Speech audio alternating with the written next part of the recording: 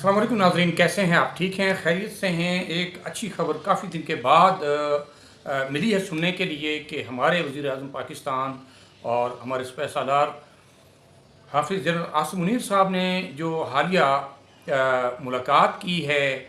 Saudi अरब के अंदर जाके, और वहाँ के जो वली अहद हैं उनसे मुलाकात में उन्होंने जो ये एक मुआहदा तय किया है कि मक्का मुकर्रमा और मस्जिद नबवी का जो सिक्योरिटी का कंट्रोल है वो पाकिस्तान के हाथ में दे दिया जाए। तो बताता चलूँ कि ये मुआहदा ऑलरेडी मौजूद था, ये ज़ियाउल हक़ के दौर में हुआ, लेकिन उसमें कबाहत ये आई कि उन्होंने ये कहा कि आप ये हमारे साथ ऐसा मुआहदा करें कि अगर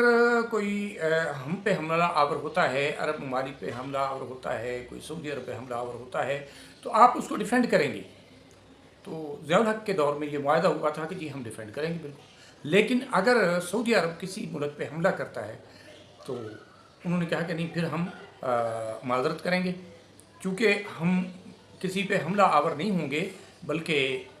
हम आपका दिफ़ा करेंगे। तो जिसका फिर आहिस्ता आहिस्ता जो हमें नुकसान हुआ पाकिस्तान को, वो ये हुआ कि उन्होंने फिर दूसरे लोगों के साथ जाके मुआहदे उनको करने पड़े, उनकी मजबूरी थी, तो उन्होंने वो जाके मुआहदे किए। जबकि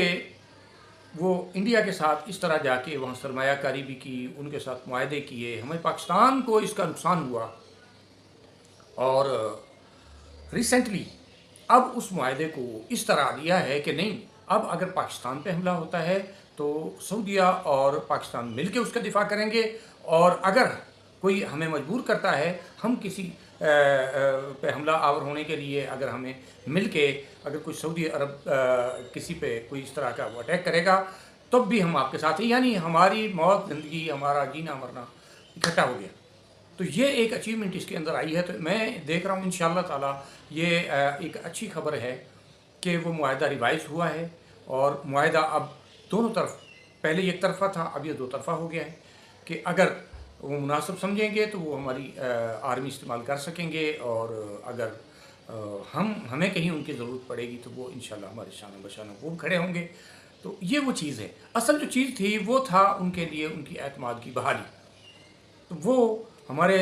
जनरल फील्ड मार्शल हाफिज़ आसिम मुनीर साहब ने मियाँ शहबाज शरीफ साहब के साथ, वज़ीर-ए-आज़म पाकिस्तान के साथ मिलके उनके साथ मुलाकातें की, तो उनको ये बावर कराया कि अब उनको भी ये चीज़ नज़र आ गई कि जिस तरह